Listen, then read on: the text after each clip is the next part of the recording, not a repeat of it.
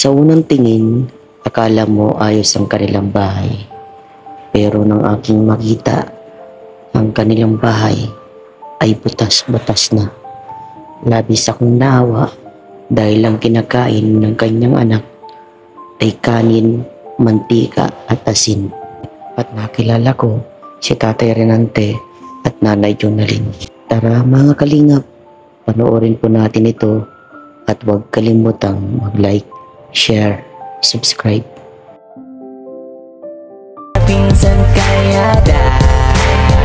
Hello mga kalingap, isang magandang umaga po sa inyong lahat. At yan, kung bago pa lang po kayo sa aking YouTube channel, ako po si Vincent Calyada. Paki-like and share po nitong video ito para mapalawak pa po natin ang pagtulong po sa mga taong nangangailangan. At huwag niyo pong kalimutan na pindutin po ang notification bell para lagi po kayong updated po sa aking mga bagong upload. So ngayon mga kalingap, may panibago tayong na-scout at yan, alamin po natin ang kwento ng kanilang buhay. Tara po mga kalingap. Yan mga kalingap po, ito yung kanilang bahay. Kung mapapansin ninyo mga kalingap po, sira na. Yan. So ayan, nag-scout tayo, tapos naghanap na tayo matutulungan. At ito yung malapit sa atin. Grabe po ng mga bata po. Hello po, magandang umaga po. Ako po si Vincent Calyada, isang charity vlogger po mula sa Team Kalingap.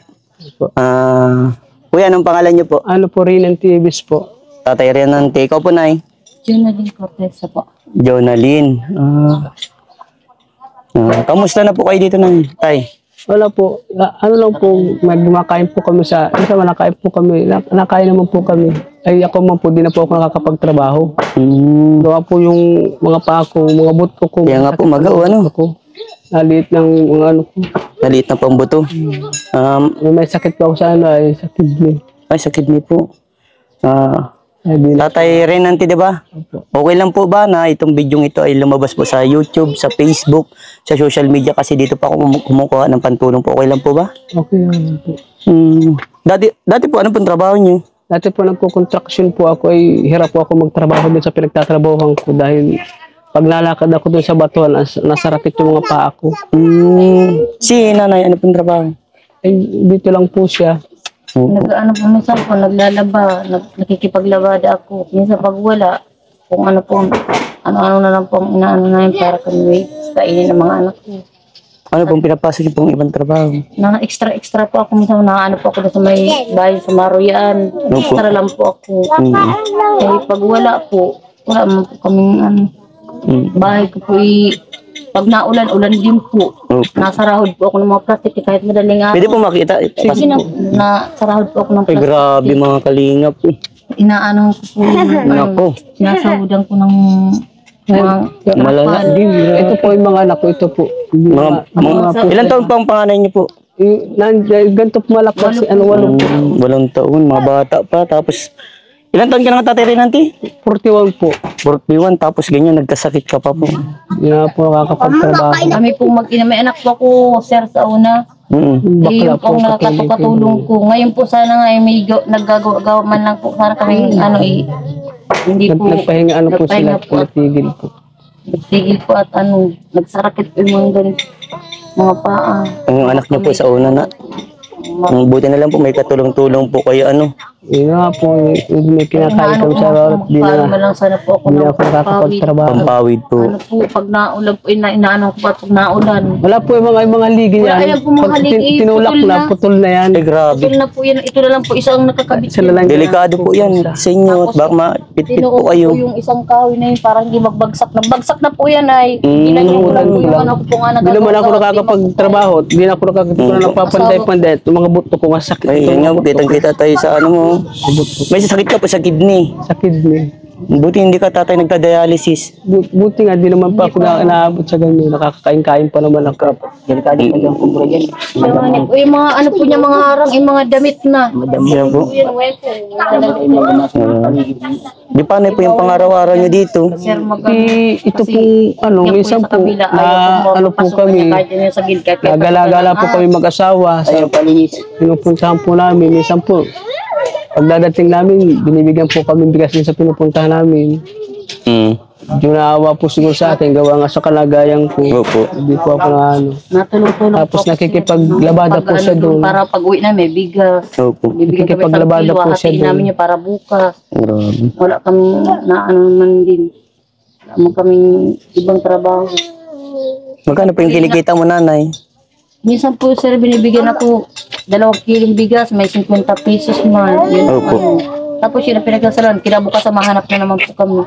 Driver na ano po siya para po siya may samahan po ako kasi minsan po wala man po pamasahe. Ang ginagawa ko po, inaakay ko siya papunta sa may Hindi na po ako nakakabiray. Pero nakakahinimbang pa naman ako sa motor. Opo. Pero paglalakad, hirap na ako paglalakad. Dahil masasakit yung mga alampakag, mga Grabe. Anong ulam nila po? Wala po. Ay, wala. Ay, Langis grabe. may asin. Langis na may asin po. Kung walang sustansya pong makukuha sila dyan. Yung pang mahirap na kapag magulang may sakit, siya nga po. hindi na Kaya makapagtrabaho. nga po, minsan, Pero dati naman po, kaya naman ma-provide lahat ng pangangailangan. oo, Yung maayos ka po. nung po nakakatrabaho po ako dun sa pinagtatrabahoan ko. Sabado po may naibili akong ulam sa mga anak ko. Opo. Nabibigyan ko sila ng ano. Eh minsan nga po ay naanok sa sarili ko na binuhan na lang po ako minsan. Bila kung ganito nga po ang kalagayan ko. Opo. Nagdadasal na lang po ako bigyan ng himala na palakasin ako. Opo. Ano po sabi ng doktor na mga kailangan gawin daw po sa iyo? Ay, nag-iinom po ako ng gamot. Nagtigil na po ako. Hindi ko naman, mahal po lang ininom pong gamot. Opo. Magkano, ang ininom ko pong gamot, 4 na beses sa isang araw. Opo. Ay wala naman po ako may suportan po ang bili ko ng gamot. Kaya nagtigil na po ako mag-inom ng gamot. So ano na lang po ang inaano niyo po ngayon? Wala po, pag ganito lang po ako. Pag naalis po siya, ako na lang po nagbabantay dun sa mga anak kong 4. Opo. Iniintindi ko na lang po. Ikaw na lang po nag-iintindi. Pag nagtatrabaho po si nanay, parang stress na nay ha. Bakit nay? Kahit nag-iisip naman po. Ano pong iniisip po? Naiyak si Bunso, nanay. magdamit ka, bunso. Bakit nay? Uy, magdamit ka. Naiiyak na lang si nanay sa sitwasyon po.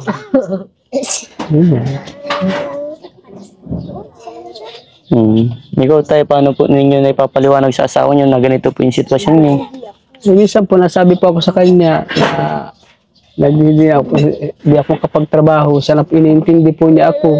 Opo. Minsan po, pag inaabot po ako, nararamdaman ko, siya po na po ako, pinapakain po niya ako, ano niya ako din. Minsan di po ako nakakatayo. Opo. Diyan lang ako, nakahiga lang ako. Hindi ako nakakatayo. Minsan nasa rakit ng mga ganito ko. Yung ano. Iniintindi niya ako, sinusubuhan niya ako, makainom ako ng gamot para maglakas-lakas ako. Tapos pag nakainom ako ng gamot, medyo mag-ano na naman, pagka gabi, binabalik na naman, nasa rakit na naman ang ano ko. Bakit nay? Labis ang pagluha niyo nay. Wala po. Nag-iisip lang po. Buhay. Ano po nay? Nag-iisip lang po ako ng ano kung anong may pagbabago pang ano namin. Ano po mangyayari sa buhay ko?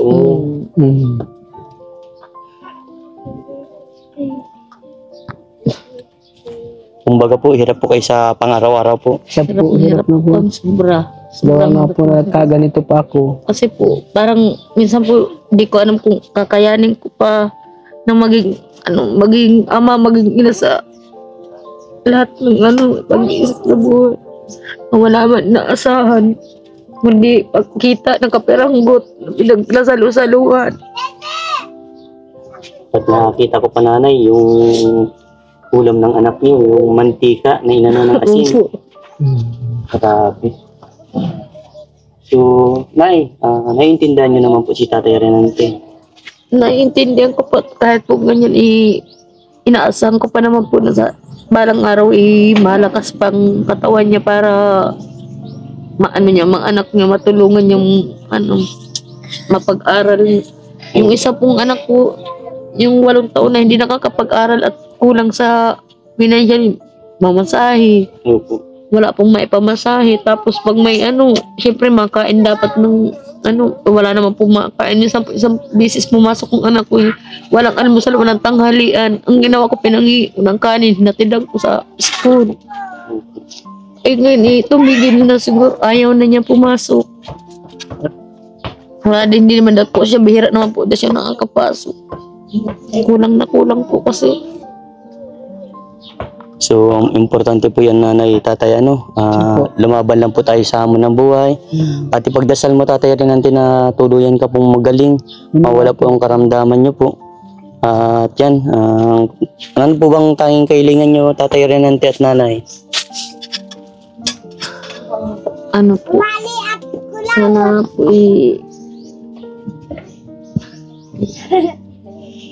Ano po ang tanging kailangan nyo po?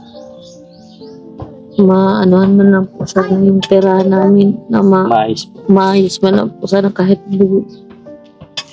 Para po makatulog mo na po ako sa gabi na pag naulan Nagsusuksok po siya dyan na na malakyat po ako sa taas at nilalagyan ko po ng mga plastic, mga ano. Ngayon po, nag-ano nga po at baka na naman mag-ulan.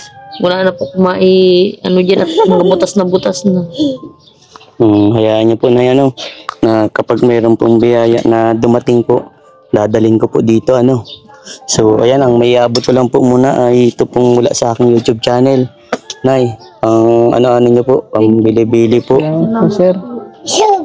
Pambili-bili niya, pangangailangan niyo po dito, Ang gamot ni tatay, pang-ulam niyo po. Ngayon, bili po kayong pang-ulam. Maraming salamat po, sir. Iyak si nanay. Okay lang po yan, nay. Basta laban lang po tayo sa buhay, po. Thank you po. Thank you po sa Ano po, ayaan niyo po na kapag mayroon pong biyaya, dadaling ko po dito. Naiyak si... Bakit tayo? Naiyak ka na din, tatay Renante. Minsan nga po ay, naisip ko nga po. Gusto ko pong makapa-check up po talaga ako sa wala naman po ako maanuhan. Kakayahan po, makapacheck up po. Gusto ko po talaga ipapatingin po ako sa pa-check up ko po talaga po itong buto po masakit sa akin, mga buto. Hindi may sakit ka po sa buto. O baka uric yan, tay. yung bukas ang hindi niya maano, hindi man po akong pera kami panggastos po punta sa hospital lang. Sa kailangan din po namin pamasahe. Gusto niya po minsan po pag inaatake yan, nalulungkot po yan dito ng problema po at namamalakat sakit po yung mga bukala niya, po yung mga sugat, yung mga ganito niya. Inainom po siya ng lupinak.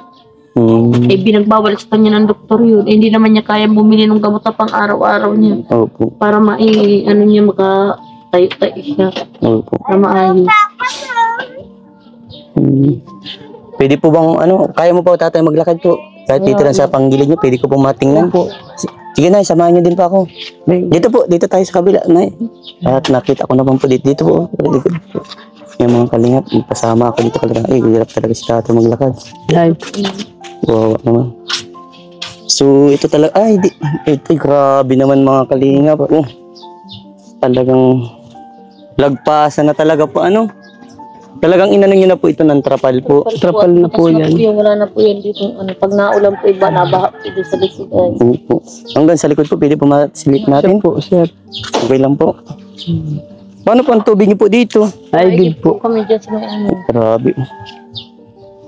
Tagilid na po yan. Nilagyan ko Sige po, ikutin na po natin. Tagilid na nga, mga kalingap. Nilagyan ko po ng kahoy para po magtayo-tayo ng kaunti at nakagayaan dito po yun. Ginanyan ko lang dito. Yan, upo po kayo dyan, tayo, para di po kayo mapagod. Yan po, upo kayo dyan. So, ayan, grabe ang sitwasyon ninyo, tayo. Yan po. Pero alam nyo, tay, ito pinaka-the best nyo pong gawin, Maglaban lang po kayo sa hamon ng buhay, ha? Huwag po kayo makakalimot kay Lord na magpasalamat, maghingi po ng kalakasan. Hindi po kami nakakalimot na tumawag sa kahit po kami hirap na hirap. Minsan po hindi kami nakain sa isang araw, isang beses lang po, sa gabi lang kami na sa yung pong pagtanghali niya nag-iiyak po kami at nag-ano po kami kung sa kayo makuha ng pambiling bigas, pambili ng at minsan na ito naiawa po ko sa maliit ko at nahingi siya, nagugutom siya. Kumbaga nakakaisip po ako minsan sabi ko kaya umalis na lang kami dito ang iniisip ko naman po siya kawawa naman porket nagkasakit siya iwanan ko na kaya ang ginawa ko tinitiis ko po lahat. Tinitiis ko po. Natawag na lang po ako sa Panginoon na sana po baguhin niya ang buhay namin. O kaya hindi masama baguhin niya lang na bumaling siya para makapagtrabaho. Yun lang po ang hinihiling ko para po makapagtrabaho siya ng maayos. Nay, wag niyo pong iiwan si tatay ha, kasi grabe yung Hindi ko kalagayan po niya. iniiwanan kahit po anong mangyari, kahit po kami minsan hindi nagkakaintindihan. Natiis na lang po ako na ano. Minsan nga po, ako inaakay ako nung mag-ina pag ihi ako dito, kaya ako ng dalawa, ibuhat nila ako.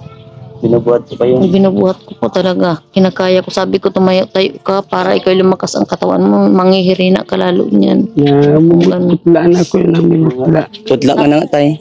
Putla nga po yan. Gusto mo, sabi niya sa akin, dalahin ko na daw po siya sa ospital at pachekan ko bakit masakit niya daw yung ganito. Sabi ko, paano kita dadalhin? Wala nga kakatawa kahit 5 pamasahe. Maano tayo. Yun ang inaanuhan ko sa kanya. Sabi ko, mag-ano ka, lakasan mo ang loob mo niya, lakasan ko nga niya. Okay, kahit kanin lang po, malakas kumain yan. Yun po. Sige po, basta pag mayroon pong biya, dadaling ko po dito. Tatay Renante, tama po yung sinasabi ng asawa nyo na laksan nyo po yung loob nyo. Kasi mga bata pa tatay ang anak nyo, maliit pa. Ano po, mabait po si Lord, gagawa po yun ng paraan para sa inyo tayo. So ayan, nanta ko po iaalis na nay. Sana po napasaya ko po kayo kahit sa konting binigay ko po. Salamat po, Salamat sir. po, sir. Salamat po sa inyo. Bili pong bigas. Sige po. Thank you Sige po, babay na po. po. Salamat.